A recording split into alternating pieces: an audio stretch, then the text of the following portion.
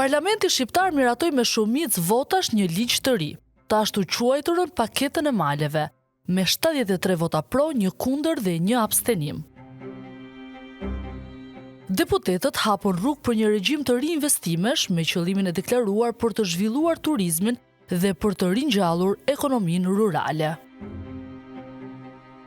Ligji nuk përmban një listë fikse zonash, me përparësi zhvillimit deri më tani, por këto do të shpallen me vendim të Këshillit të Ministrave. Zhvillimi malor nuk mund të bazohet vetëm në ndërtime. Duhet një qasje reintegruar që përfshin mbështetjen dhe ndërthurjen në disa sektor.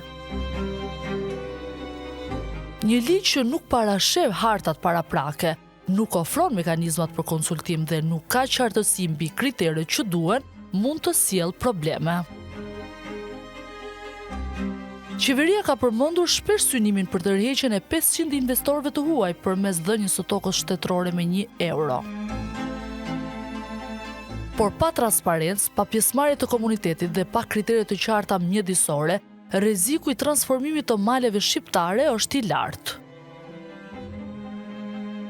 Paketa e maleve mund të jetë një shans i artë për zonat e braktisura, por vetëm nëse shoqërohet me planifikim serioz, rregulla dhe transparencë. Çdo ndërhyrje në natyrë mbart rrezikun për dëmtimin e ekosistemeve, veçanërisht në zonat malore që janë habitate të ndjeshme për florën dhe faunën. Përndryshe, do të kemi vetëm një kapitull të ri në romanin tragjik të zhvillimit shqiptar, ku gjithçka që nis me pasion përfundon me beton.